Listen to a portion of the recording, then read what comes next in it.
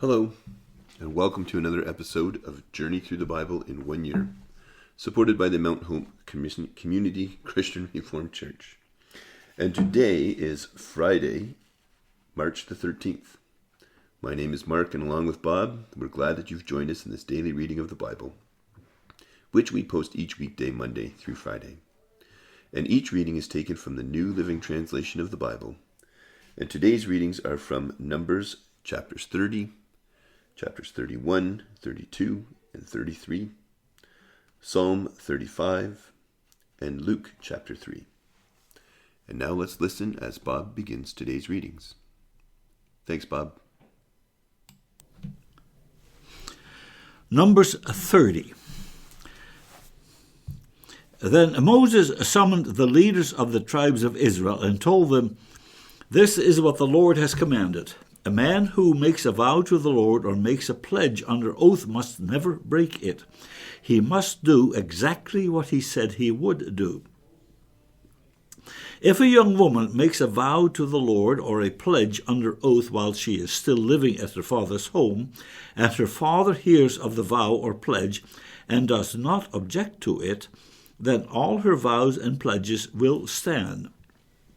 But if her father refuses to let her fulfill the vow or pledge on the day he hears of it, then all her vows and pledges will become invalid. The Lord will forgive her because her father would not let her fulfill them." Now, suppose a young woman makes a vow or binds herself with an impulsive pledge and later marries. If her husband learns of her vow or pledge and does not object on the day he hears of it, her vows and pledges will stand. But if her husband refuses to accept her vow or impulsive pledge on the day he hears of it, he nullifies her commitments, and the Lord will forgive her. If, however, a woman is a widow or is divorced, she must fulfill all her vows and pledges. But suppose a woman is married and living in her husband's home when she makes a vow or binds herself with a pledge. If her husband hears of it and does not object to it, her vow and pledge will stand. But if her husband refuses to accept it on the day he hears of it, her vow or pledge will be nullified, and the Lord will forgive her. So her husband may either confirm or nullify any vows or pledges she makes to deny herself. But if he does not object on the day he hears of it, then he is agreeing to all her vows and pledges. If he waits more than a day and then tries to nullify a vow or pledge, he will be punished for her guilt. These are the regulations the Lord gave Moses concerning relationships between a man and his wife, and between a father and a young daughter who still lives at home. Numbers 31. Then the Lord said to Moses, "On behalf of the people of Israel, take revenge on the Midianites and for leading them into idolatry. After that, you will die and join your ancestors." So Moses said to the people, "Choose some men and arm them to fight the Lord's war of revenge against Midian. From each tribe of Israel, send 1,000 men into battle." So they chose 1,000 men from each tribe of Israel, a total of 12,000 men armed for battle. Then Moses sent them out, 1,000 men from each tribe, and Phinehas, son of Eleazar, the priest, led them into battle. They carried along the holy objects of the sanctuary and the trumpets for sounding the charge. They attacked Midian as the Lord had commanded Moses, and they killed all the men. All 5 of the Midianite kings, Evi, Rechem, Zur, and Hur, and Reba, died in the battle. They also killed Balaam, son of Beor, with the sword. Then the Israelite army captured the Midianite women and children and seized their cattle and flocks and all their wealth as plunder. They burned all the towns and villages where the Midianites had lived. After they had gathered the plunder and captives, both people and animals, They brought them all to Moses and Eleazar the priest, and to the whole community of Israel, which was camped on the plains of Moab, beside the Jordan River across from Jericho.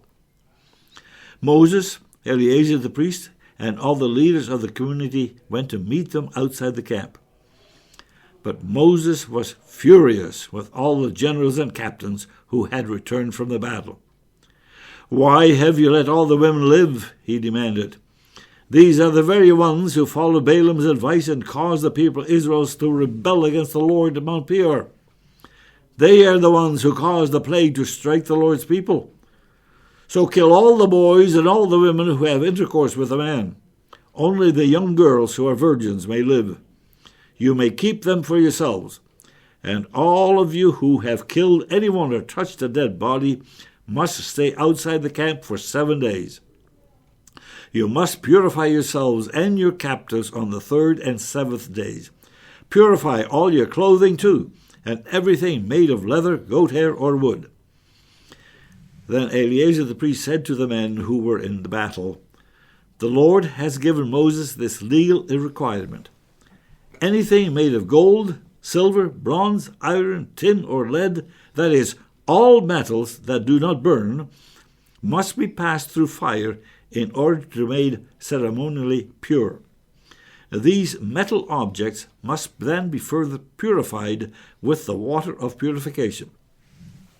But everything that burns must be purified by the waters alone. On the 7th day you must wash your clothes and be purified. Then you may return to the camp."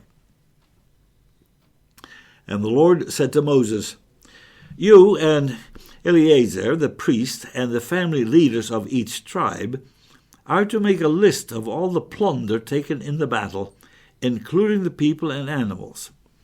Then divide the plunder into 2 parts, and give half to the men who fought the battle and half to the rest of the people. From the army's portion, first give the Lord his share of the plunder, 1 of every 500 of the prisoners and of the cattle, donkeys, sheep, and goats. Give this share of the army's half to Eleazar the priest as an offering to the Lord. From the half that belongs to the people of Israel, take 1 of every 50 of the prisoners and of the cattle, donkeys, sheep, goats, and other animals. Give this share to the Levites, who are in charge of maintaining the Lord's tabernacle." So Moses and Eleazar the priest did as the Lord commanded Moses. The plunder remaining from everything the fighting men had taken totaled 675,000 sheep and goats, 72,000 cattle, 61,000 donkeys, and 32,000 virgin girls. Half of the plunder was given to the fighting men. It totaled 337,500 sheep and goats, of which 675 were the Lord's share. 36,000 cattle, of which 72 were the Lord's share. 30,500 donkeys, of which 61 were the Lord's share, and 16,000 virgin girls, of whom 32 were the Lord's share. Moses gave all the Lord's share to Eleazar the priest, just as the Lord had directed him. Half of the plunder belonged to the people of Israel, and Moses separated it from the half belonging to the fighting men. It totaled 337,500 sheep and goats, 36,000 cattle, 30,500 donkeys, and 16,000 virgin girls. From the half share given to the people, Moses took 1 of every 50 prisoners and animals and gave them to the Levites, who maintained the Lord's tabernacle. All this was done as the Lord had commanded Moses. Then all the generals and captains came to Moses and said, "We, your servants, have accounted for all the men who went out to battle under our command. Not one of us is missing. So we are presenting the items of gold we captured as an offering to the Lord from our share of the plunder: armbands, bracelets, rings, earrings, and necklaces. This will purify our lives before the Lord, and make us right with him." So Moses and Eleazar the priest received the gold from all the military commanders, all kinds of jewelry and crafted objects. In all, the gold that the generals and captains presented as a gift to the Lord weighed about 420 pounds. All the fighting men had taken some of the plunder for themselves. So Moses and Eleazar the priest accepted the gifts from the generals and captains and brought the gold to the tabernacle as a reminder to the Lord that the people of Israel belonged to him. Numbers 32. The tribes of Reuben and Gad owned vast numbers of livestock. So when they saw that the lands of Jazer and Gilead were ideally suited for their flocks and herds, they came to Moses, Eleazar the priest, and the other leaders of the community. They said, "Notice the towns of Anathoth, Dibon, Jazer, Nimrah, Heshbon, Elealeh, Sibmah, Nebo, and Beom. The Lord has conquered this whole area for the community of Israel, and it is ideally suited for all our livestock. If we have found favor with you, please let us have this land as our property instead of giving us land across the Jordan River. Do you intend to stay here while your brothers go across and do all the fighting?" Moses asked the men of Gad and Reuben. "Why do you want to discourage the rest of the people of Israel from going across to the land the Lord has given them? Your ancestors did the same thing when I sent them from Kadesh Barnea to explore the land. After they went up to the valley of Eshcol and explored the land, they discouraged the people of Israel from entering the land the Lord was giving them." Then the Lord was very angry with them, and he vowed, "Of all those I rescued from Egypt, no one who is 20 years old or older will ever see the land I swore to give to Abraham, Isaac, and Jacob, for they have not obeyed me wholeheartedly." The only exceptions are Caleb, son of Jephunneh, the Kenizzite, and Joshua, son of Nun, for they have wholeheartedly followed the Lord. The Lord was angry with Israel and made them wander in the wilderness for 40 years, until the entire generation that sinned in the Lord's sight had died. But here you are, a brood of sinners, doing exactly the same thing. You are making the Lord even angrier with Israel. If you turn away from him like this, and he abandons them again in the wilderness, you will be responsible for destroying this entire nation. But they approached Moses and said, "We simply want to build pens for our livestock and fortified towns for our wives and children. Then we will arm ourselves and lead our fellow Israelites into battle until we have brought them safely to their land. Meanwhile, our families will stay in the fortified towns we build here, so they will be safe from any attacks by the local people. We will not return to our homes until all the people of Israel have received their portions of land. But we do not claim any of the land on the other side of the Jordan. We would rather live here on the east side and accept this as our grant of land." Then Moses said, "If you keep your word and arm yourselves for the Lord's battles, and if your troops across the Jordan and keep fighting until the Lord has driven out his enemies, then you may return when the Lord has conquered the land. You will have fulfilled your duty to the Lord and to the rest of the people of Israel, and the land on the east side of the Jordan will be your property from the Lord. But if you fail to keep your word, then you will have sinned against the Lord, and you may be sure that your sin will find you out. Go ahead and build towns for your families and pens for your flocks, but do everything you have promised." Then the men of Gad and Reuben replied, "We, your servants, will follow your instructions exactly. Our children, wives, flocks, and cattle will stay here in the towns of Gilead. But all who are able to bear arms will cross over to fight for the Lord, just as you have said." So Moses gave orders to Eleazar the priest, Joshua son of Nun, and the leaders of the clans of Israel. He said, "The men of Gad and Reuben, who are armed for battle, must cross the Jordan with you to fight for the Lord. If they do, give them the land of Gilead as their property when the land is conquered. But if they refuse to arm themselves and cross over with you, then they must accept the land with the rest of you in the land of Canaan." The tribes of Gad and Reuben said again, "We are your servants, and we will do as the Lord has commanded. We will cross the Jordan into Canaan fully armed to fight for the Lord, but our property will be here on this side of the Jordan."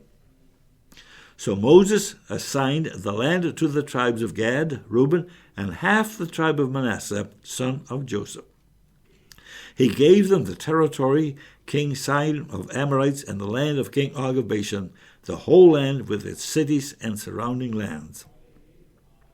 The descendants of Gad built the towns of Dibon, Ataroth, and Aroer, Aroth, Sophium, Jazer, Jobeha, Beth Nimrah, and Beth Haran. These were all fortified towns with pens for their flocks. The descendants of Reuben built the towns of Heshbon, Elealeh, Kiriathim, Nebo, Baal-meon, and Sibmah. They changed the names of some of the towns they conquered and rebuilt. Then the descendants of Machir of the tribe of Manasseh went to Gilead and conquered it, and they drove out the Amorites living there. So Moses gave Gilead to the Machirites, descendants of Manasseh, and they settled there. The people of Jair, another clan of the tribe of Manasseh, captured many of the towns in Gilead and changed the name of that region to the towns of Jair. Meanwhile, a man named Nobah captured the town of Kenath and its surrounding villages, and he renamed that area Nobah after himself. Numbers 33.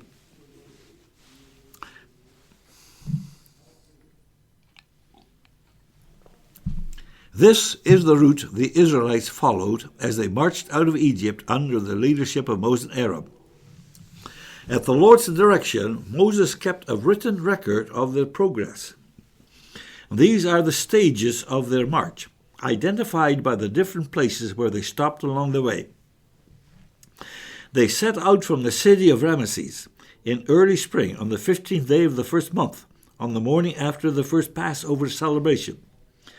The people of Israel left defiantly, in full view of all the Egyptians. Meanwhile, the Egyptians were burying all their firstborn sons, whom the Lord had killed the night before. The Lord had defeated the gods of Egypt that night with great acts of judgment.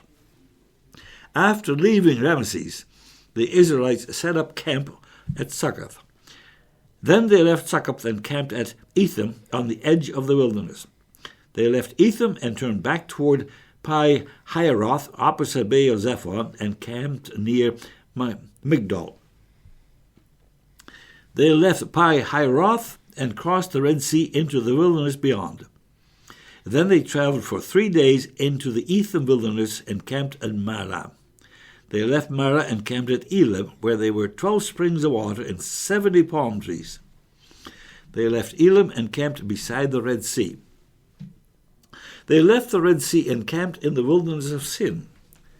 They left the wilderness of Sin and camped at Dopka. They left Dopka and camped at Alosh. They left Alosh and camped at Rephidim, where there was no water for the people to drink. They left Rephidim and camped in the wilderness of Sinai. They left the wilderness of Sinai and camped at Kilbroth Hattaavah. They left Kilbroth Hattaavah and camped at Hazeroth. They left Hazeroth and camped at Rimah. They left Rithmah and camped at Rimmon Perez. They left Ramon Perez and camped at Libnah. They left Libnah and camped at Rissah. They left Rissah and camped at Kehelatha.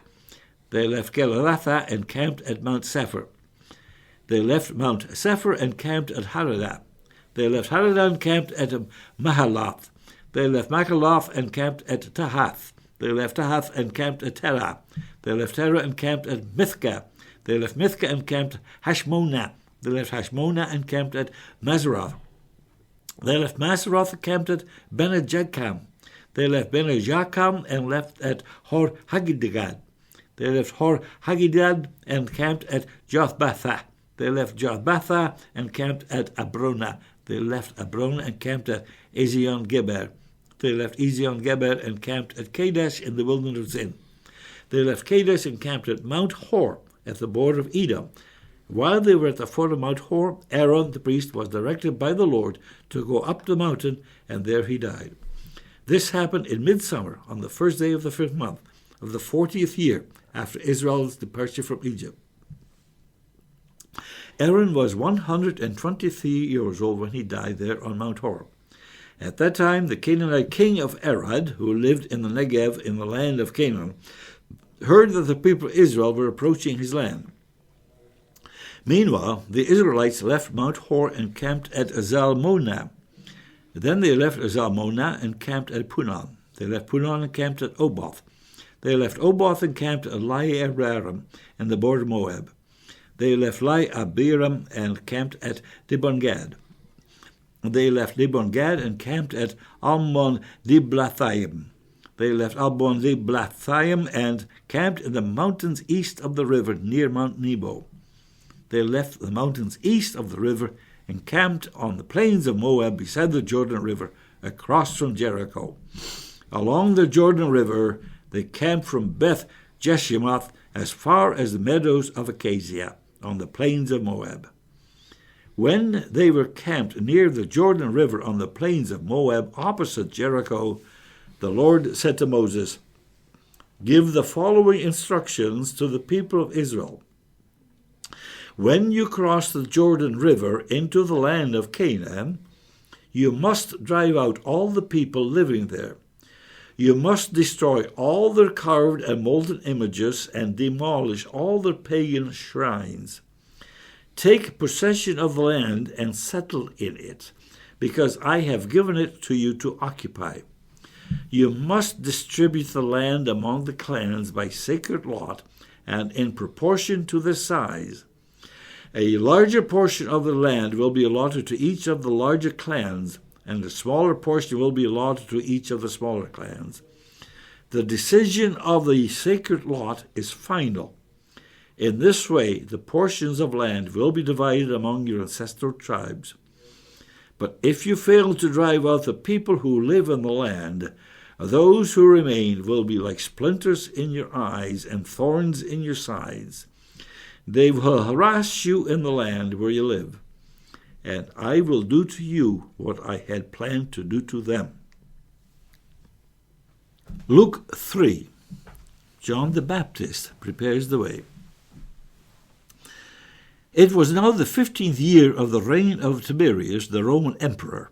Pontius Pilate was governor of Judea. Herod Antipas was ruler over Galilee.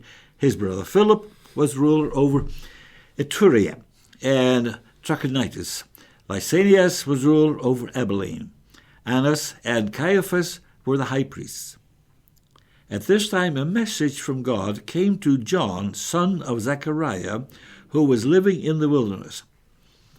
Then John went from place to place on both sides of the Jordan River, preaching that people should be baptized to show that they had repented of their sins and turned to God to be forgiven. Isaiah had spoken of John when he said, "He is a voice shouting in the wilderness, 'Prepare the way for the Lord's coming. Clear the road for him. The valleys will be filled, and the mountains and hills made level. The curves will be straightened, and the rough places made smooth. And then all the people will see the salvation sent from God.'" When the crowds came to John for baptism, he said, you brood of snakes, who warn you to flee the coming wrath? Prove by the way you live that you have repented of your sins and turned to God. Don't just say to each other, we're safe for we are descendants of Abraham. That means nothing, I tell you. God can create children of Abraham from these very stones. Even now the axe of God's judgment is poised, ready to sever the roots of the trees. Yes, every tree that does not produce good fruit will be chopped down and thrown into the fire. The crowds asked, what should we do? John replied, if you have 2 shirts, give one to the poor. If you have food, share it with those who are hungry. Even corrupt tax collectors came to be baptized and asked, Teacher, what should we do? He replied, collect no more taxes than the government requires. What should we do? Asked some soldiers. John replied, don't extort money or make false accusations, and be content with your pay. Everyone is expecting the Messiah to come soon, and they were eager to know whether John might be the Messiah. John answered their question by saying, I baptize you with water, but someone is coming soon who is greater than I am, so much greater that I'm not even worthy to be his slave and untie the straps of his sandals. He will baptize you with the Holy Spirit and with fire. He is ready to separate the chaff from the wheat with his winnowing fork. Then he will clean up the threshing area, gathering the wheat into his barn, but burning the chaff with never-ending fire. John used many such warnings as he announced the good news to the people. John also publicly criticized Herod Antipas, the ruler of Galilee, for marrying Herodias, his brother's wife, and for many other wrongs he had done. So Herod put John in prison, adding this sin to his many others. One day, when the crowds were being baptized, Jesus himself was baptized. As he was praying, the heavens opened, and the Holy Spirit in bodily form descended on him like a dove. And a voice from heaven said, You are my dearly loved Son, and you bring me great joy. Jesus was about 30 years old when he began his public ministry. Jesus was known as the son of Joseph. Joseph was the son of Heli, and Heli was the son of Mathat. Mathat was the son of Levi. Levi was the son of Melchi. Melchi was the son of Jenai, and Jenai was the son of Joseph. Joseph was the son of Mattathias. Mattathias was the son of Amos. Amos was the son of Nahum. Nahum was the son of Esli. Esli was the son of Nagai. Nagai was the son of Maath. Maath was the son of Mattathias. Mattathias was the son of Simeon. And Simeon was the son of Josek. Josek was the son of Joda. And Joda was the son of Joan. And Joan was the son of Risa. And Risa was the son of Zerubbabel. And Zerubbabel was the son of Shealtiel. And Shealtiel was the son of Neri. And Nero was the son of Melchi. Melchi was the son of Adi. Adi was the son of Gossam. Gossam was the son of Almadeh. And Almadam was the son of and was the son of Joshua. Joshua was the son of Eliezer. Eliezer was the son of Joram. Joram was the son of Matha. Matha was the son of Levi. Levi was Simeon. Simeon was the son of Judah. Judah was the son of Joseph. Joseph was the son of Joram. Joram was the son of Eliakim. And Eliakim was the son of Meliah. Meliah was the son of Menah. Menah was the son of Mattatha. And Mattatha was the son of Nathan. And Nathan was the son of David.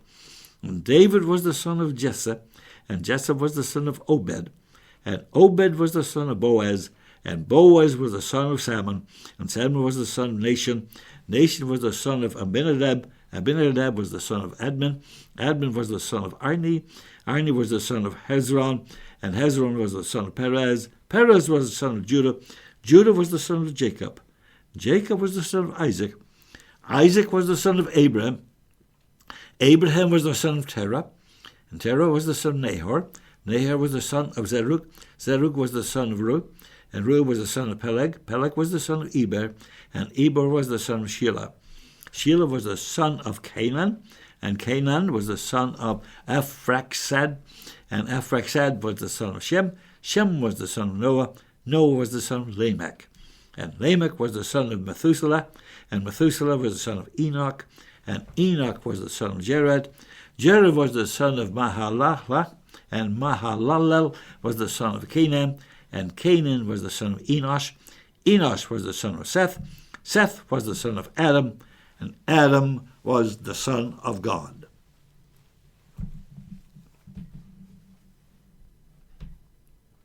And that is the end of today's reading.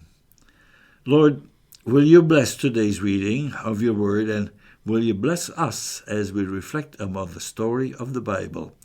Amen.